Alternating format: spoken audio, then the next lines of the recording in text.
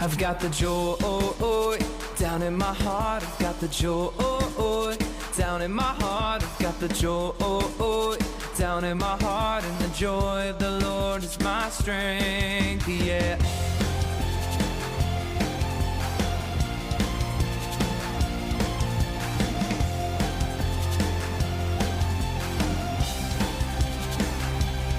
I've got the J-O-Y deep inside.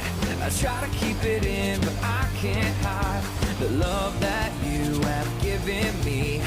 I just want the world to see that you're the only one who makes me smile. I don't worry, 'cause I'm your child. Every day I look to you. You give me joy that's breaking through. I've got the joy down in my heart. I've got the joy down in my heart. I've got the joy down in my heart. And the joy of the Lord is my strength, yeah.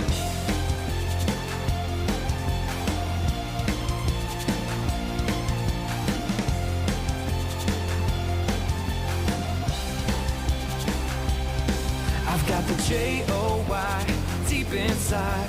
I try to keep it in, but I can't hide the love that you have given me. I just want the world to see that you're the only one who makes me smile. I don't worry, 'cause I'm your child.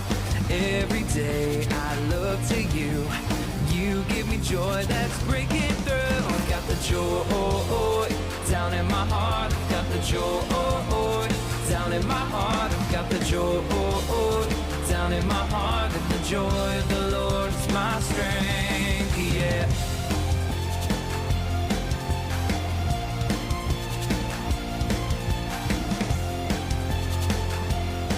And the joy of the Lord is my strength, yeah.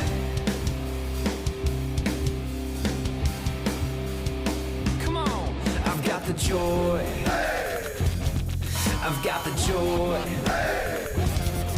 I've got the joy. I've got the joy. I've got the joy. I've got the joy. I've got the joy. I've got the joy. I've got the J-O-Y deep inside. I try to keep it in, but I can't hide the love that you have given me. I just want the world to see that you're the only one who makes me smile. I don't worry, 'cause I'm your child. Every day I look to you.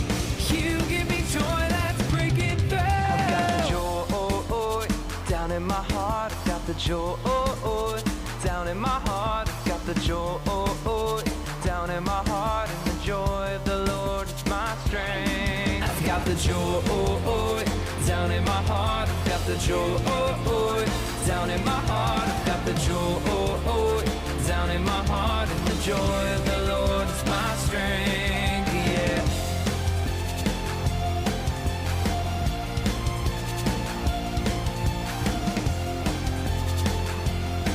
And the joy of the Lord is my strength, yeah.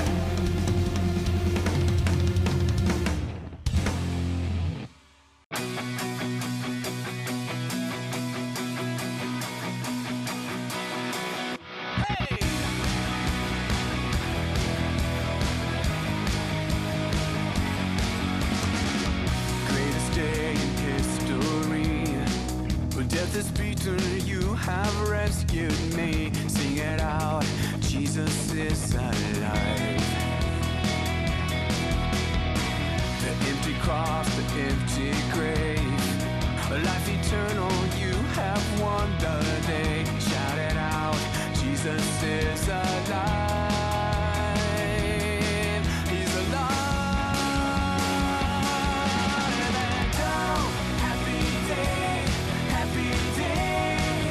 You washed my sin away. Oh, happy day, happy day. I'll never be the same.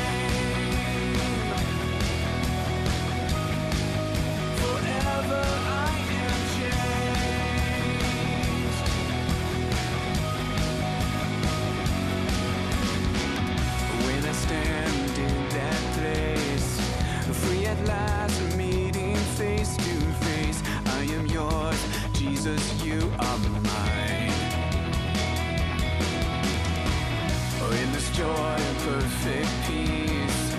Earthly pain finally will cease. Celebrate, Jesus is alive.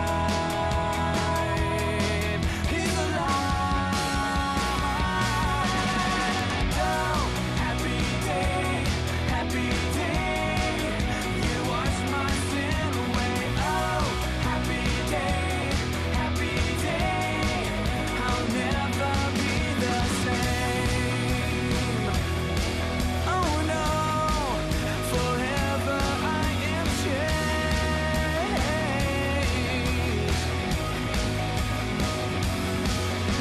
And oh, what a glorious day, what a glorious way that you have saved me. And oh, what a glorious day, what a glorious name. Jesus, oh, happy day, happy day. You wash my sin away. Oh, happy day, happy day. I'll never be the same. Oh, happy day, happy day. You wash my sin away. Oh, happy day, happy day. I'll never be the same. No, no, no, no, no. Forever I am changed by your blood, by your grace, oh God. I'll never be the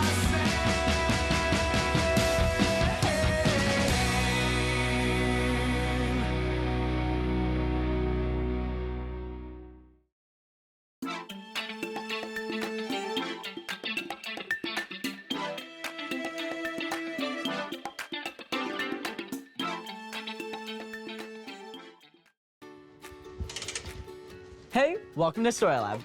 This week, we're talking about joy, while we take a look at the story of the end of the story, which is a pretty big reason to celebrate.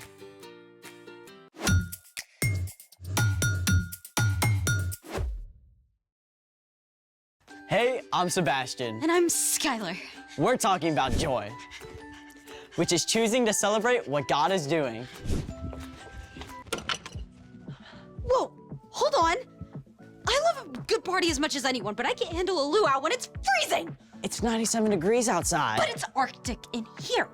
Okay, I might have gotten a little carried away with the AC. Well, can you uncarry away? Fine. So cold. Okay, I turned off the AC. Still cold. Yeah, well, it's gonna take a little bit to warm up. In the meantime, I am a human icicle. Yeah, you do look a little frosty around the edges. I feel frosty around the edges. Oh, hey, that gives me a great idea. Like your great idea to crank the AC? Well, it involves a hot plate. Oh, I'm in. Let's make it So, what are we doing? this. Oh, I'm gonna need more detail. Well, we're gonna frost this window to make it look like the middle of winter. Really? That's cool. Well, frosty. Of course. If you do this at home, you can use your actual windows. All you need is some Epsom salt, dish detergent, and a spray bottle. Plus a way to heat up the water in a cooking pot. We're using this hot plate. Which means you'll need a grown-up to help. Step 1, you need to boil 1.5 cups of water.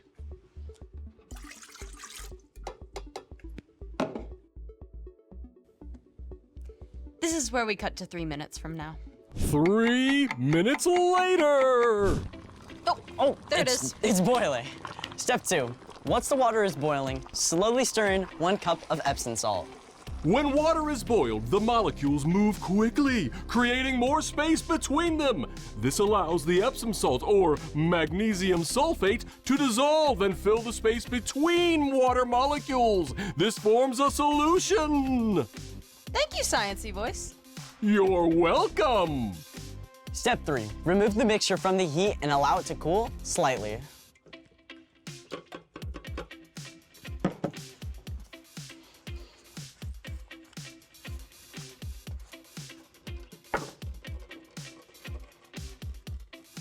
Nice oven mitts. Thank you. Step 4, stir in 3 tablespoons of dish detergent. Step 5, pour the mixtures into the spray bottles.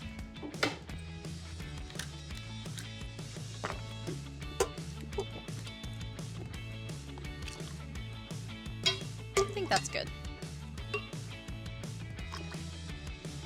Yeah, should be good. Step 6, add some stencils just for fun. And step 7, spray. Ooh, the fun part.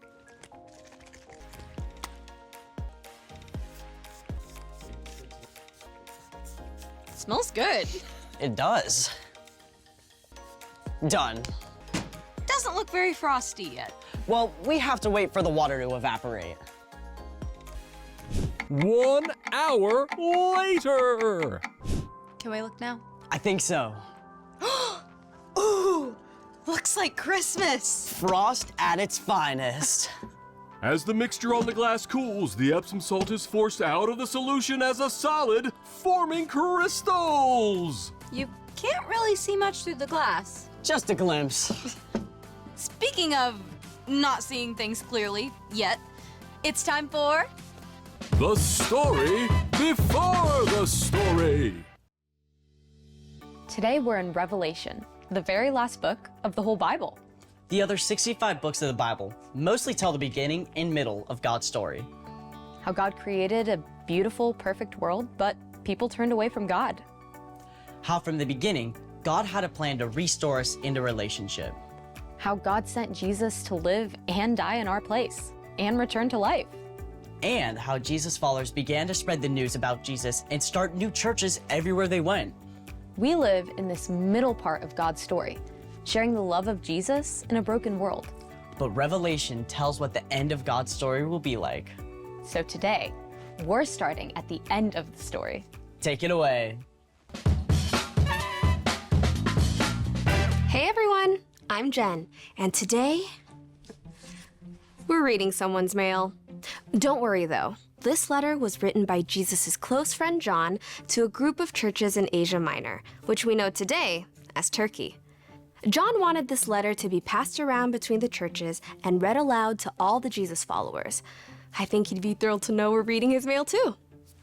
Now, there's a reason John had to write a letter instead of just visiting these churches. The Romans had exiled John to the island of Patmos. This was basically like being in jail. John wasn't stuck behind bars, but he sure couldn't go anywhere. John had spent his whole life sharing about the love of Jesus, and even on Patmos, he didn't give up hope.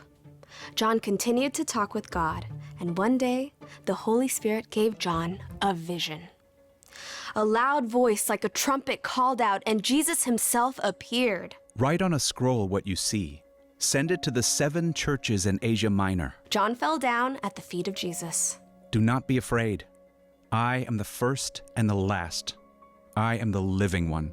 I was dead, but now look, I am alive forever and ever. Jesus gave John special messages about things that were going to happen. Some would happen soon, while others would happen closer to the end of time. This is where our letter comes in. John recorded everything he saw and heard in a letter that later became known as the Book of Revelation. I, John, am a believer like you. I am a friend who suffers like you. As members of Jesus' royal family, we can put up with anything that happens to us. Some of the things that Jesus showed to John were terrible. Others were glorious.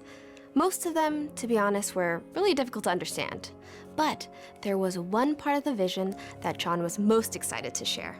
The ending, that's the best part. I can imagine John weeping with joy as he wrote the last things that Jesus showed to him. I saw a new heaven and a new earth. I heard a loud voice from the throne. It said, "Look, God now makes his home with the people. He will live with them. They will be his people, and God himself will be with them and be their God." We know that God is always with us, but in the time John writes about, we'll be able to see and experience God with our very own eyes and talk with God face to face. And it just gets better. He will wipe away every tear from their eyes. There will be no more death, and there will be no more sadness. There will be no more crying or pain. Things are no longer the way they used to be. He who was sitting on the throne said, I am making everything new.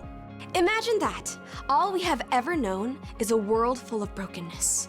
Even on our very best days, we struggle. We all know people who are sick or hurting.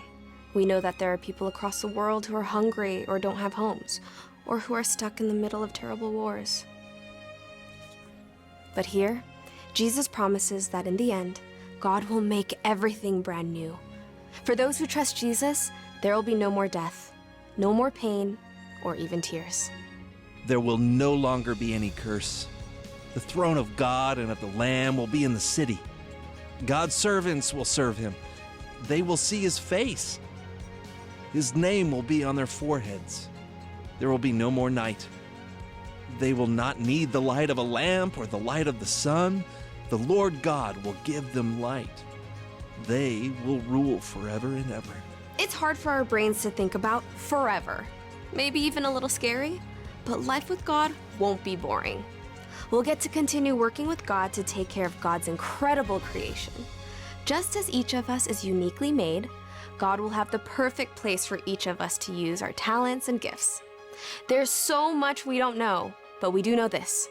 In the end, God will make right every single thing that's wrong, and our place in the story will be amazing. The end.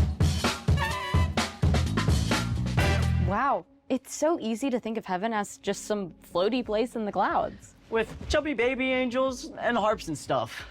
The real story is so much more. So, what is our part in the story?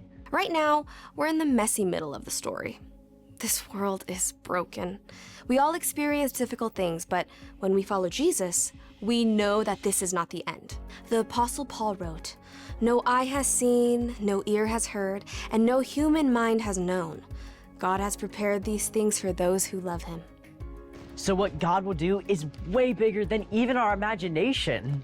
All the things you love here on earth will be made brand new. If God made you really good at something like running or music or science now, it's possible you may enjoy it even more in heaven. And all that stuff that makes you feel sick or sad or scared now? God will wipe all that away and make everything right again. But sometimes that feels really far away. You're right, but even in our broken world, God is still at work now. And we can partner with God to help heal some of that brokenness by sharing the love of Jesus. So we can focus on what God is doing right now. And what God will do when we get to live forever with Jesus. I think those are the very best reasons to celebrate. See you next time. So here's the thing. Celebrate what God will do. I am also celebrating that it is no longer freezing in here. That's a reason for joy. Let's party! Cue music!